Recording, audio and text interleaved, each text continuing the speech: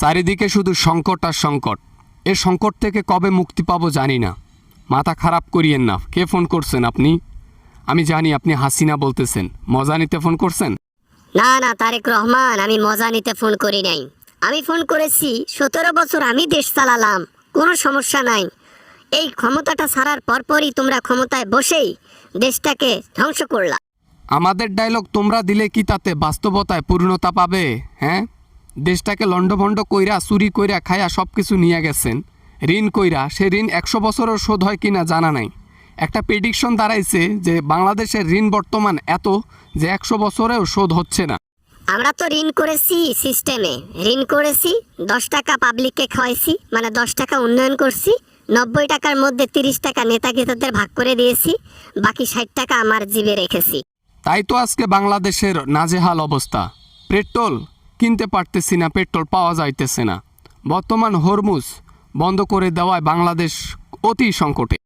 আমি হলে কবে ইন্ডিয়ার সাথে আমার সেই ভালো সম্পর্ক ছিল, আমি তাদের কাছে তেল নিয়ে নিতাম, বাংলাদেশকে চালাইতাম, কত টাকা যায় যাক।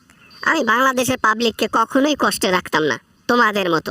একটু কষ্টে থাকা ভালো, কিন্তু সারা জীবন কান্নার চেয়ে অল্পে একটু কান্না করা অনেক ভালো।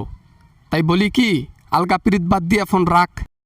আরে টিকার অভাব, তেলের অভাব, বাংলাদেশে আর কয়দিন পর মানুষের টাকার বস্তা নিয়ে বাজার করতে যাইতে হবে। অর্থনীতি ডাউন হতে চলেছে, আর হাসিনা থাকলে শুধু অর্থনীতি ফুরফুর করে উঠত। আরে আপনি যদি এই সময় দেশে থাকতেন, স্টকে তেল রাইখা আপনি নিজেই বিজনেস করতেন। পেট্রোল বাংলা মাটিতে ছাড়তেন 1000 টাকা কেজি, মরিচের মতো 1200 টাকা কেজি যেমন। বাবা না, মানে তখন আর কি অ্যাক্সিডেন্টলি মরিচের দাম উঠে গিয়েছিল 1200 টাকা। তা আমি তো ওই মানে 2-1টা আমার সমস্যা, তোমাদের তো বহু সমস্যা, মানে আর কি বাবা।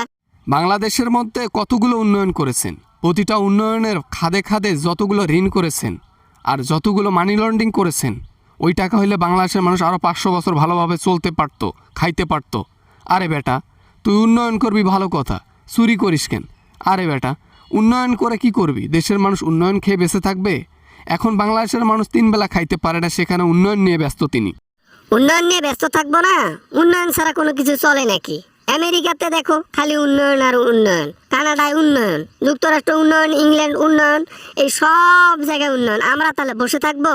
আরে অন্য দেশে তো উন্নয়ন করছে, টাকা চুরি করে নাই, দুর্নীতি করে নাই, কিন্তু আপনারা যা বাংলাদেশে করে গেছেন, উন্নয়ন করেছেন 3%, 97 চুরি বাটপারি সব সুসামি।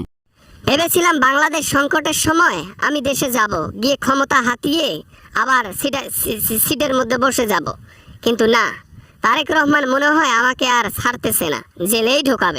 কখনো বাংলাদেশে আসলে একটা জিনিস মাথায় রাখবেন, হয় আপনাকে জেলে ঢুকতে হবে, নয়তো জনগণের বাড়ি খেয়ে ডিরেক্ট 27 মানে যেতে হবে। যা করবেন ভেবে করিয়েন। বাবা না, মানে না না না, এই বয়সে জনগণের হাতে পড়া যাবে না। একবার কোনো রকমে বেঁচে গেছি, জঙ্গলে গিয়ে কোনো রকমে হেলিকপ্টারে চড়ে এই যে দিল্লিতে দৌড় দিছি, গার কাপড় কুতিয়েছে না আছে দেখার টাইম ছিল না। জনগণও অনেক আফসোস করছে আপনাকে মিস করে, তাই এবার ওত পেতে বসে আছে। দেশে যেদিন ঢুকবেন, হযরত শাহজালাল বিমানবন্দরে আপনার মনে হয় শেষ দিন হবে, এটা বোঝা যাচ্ছে। হা হা হা, বাংলাদেশের মানুষ আমাকে ছুতেই পারবে না। আরে আমি তো স্পেশাল ভাবে যাব, প্ল্যান করতেছি কবে যাব। বাংলাদেশের মানুষ কেবল আমার গুণগান শুরু করছে যে হাসিনায় ভালো ছিল, কাজে লাগাইতে হবে। কারা কারা ভালো বলতেছে জানে? আওয়ামী লীগের 5টা গোলাম যারা, তারা ভালো বলতেছে। আর যারা বোঝে দেশ সম্পর্কে, তারা কখনোই তোমার নাম মনেও নেবে না, কষ্টে থাকবে তাও তোমার নাম কখনো মনে নেবে না। নেক্সট টাইম যেন ফোন না আসে, গুড বাই। আমাদের দেশ ভালো আছে, জনগণ ভালো আছে। তোমাকে ফোন দিয়ে এত প্যারা নিতে হবে না বোন, তুমি ফোন দিও না আর। ওকে, বাই।